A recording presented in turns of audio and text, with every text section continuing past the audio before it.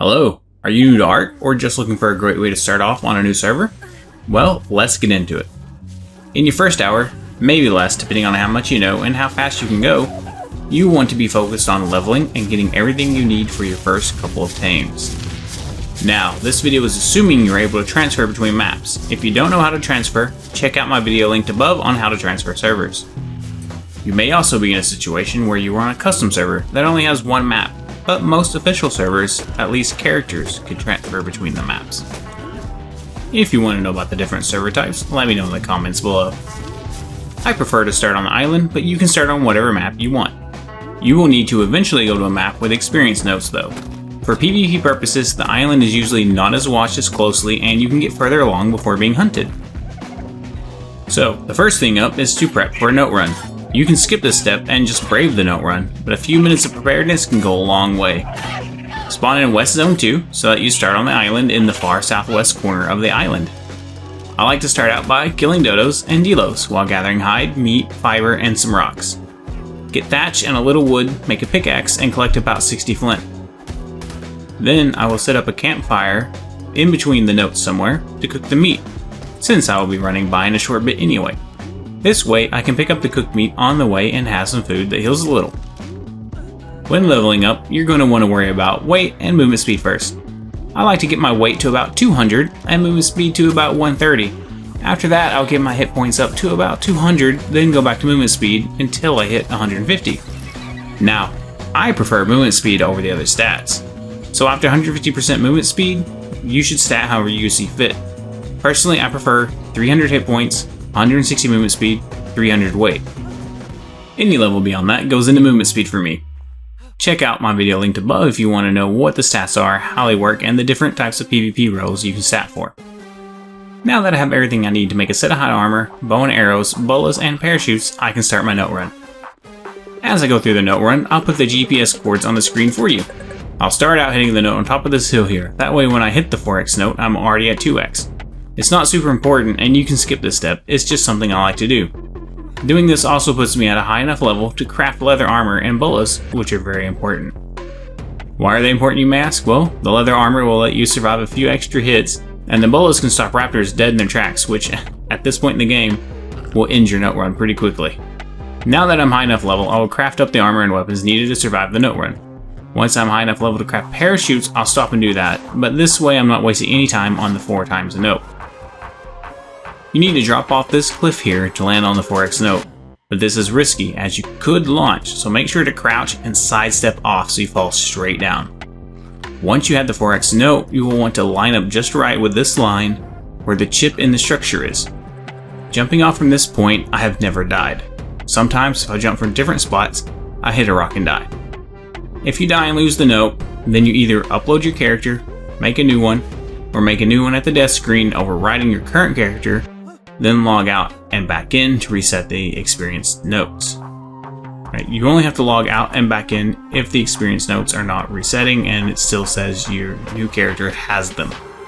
It seems they took the raptor's ability to pounce on you away, which is nice. They are still very deadly low level.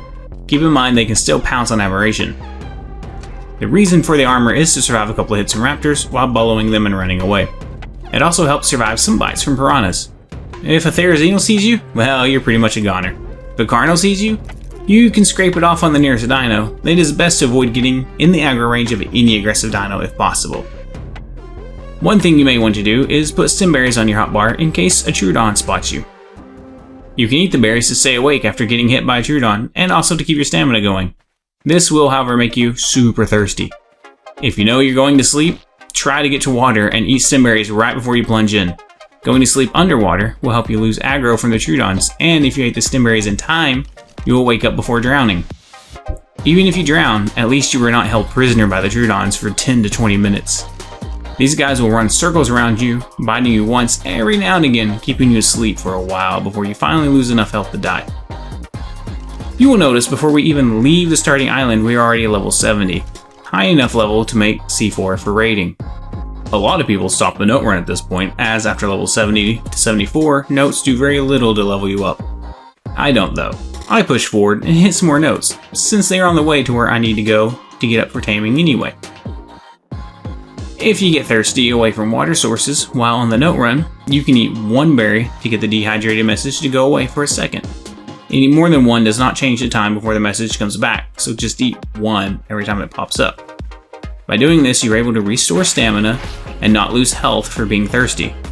This will buy you time until you cross water again. Be careful as you're getting the notes, as there may be bases with turrets on them around. It always smarts to get killed by a turret on a note run. If the amount of players on the server was low when you join and you notice people joining the server while you're doing a note run, it is best to keep an eye out, as they may be coming to cage you.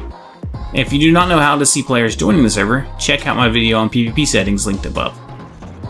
To reduce your chances of being spotted while doing the note run, stay in the cover of trees as much as possible. Though if they're using an ini file, a player will see you anyway, but it's the best you can do. On PvP servers, the tribes in power keep an eye on their maps and try to discourage new players from joining in and getting anywhere. This is because bases can be attacked 24/7, and even with capped turrets, if a player can find a time where your tribe is offline for 4 hours or more, they can get into your base. So rather than risking that, tribes try to discourage new players from even getting that chance.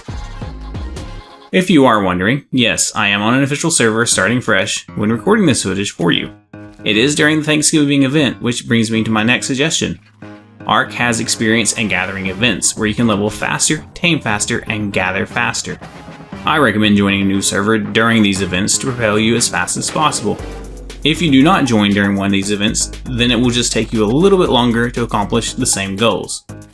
There are holiday events such as Valentine's, Christmas, and Thanksgiving, but a lot of times there will be an event on the weekends.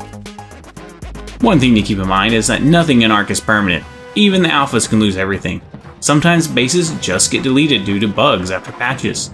Though that happens less often now, and wildcard is better about rolling back.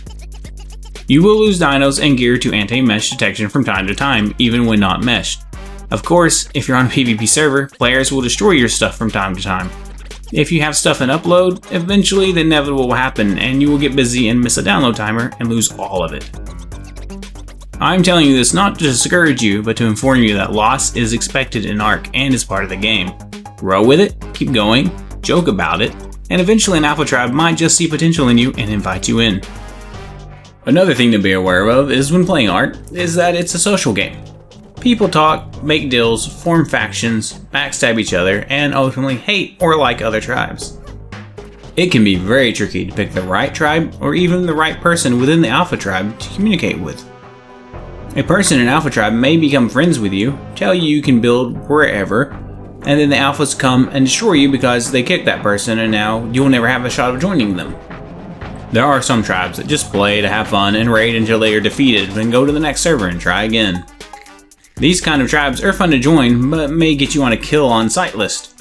Pick wisely when joining someone's tribe. The Ark social circle is smaller than you think. Yeah, many people and tribes are connected across Ark, and they talk.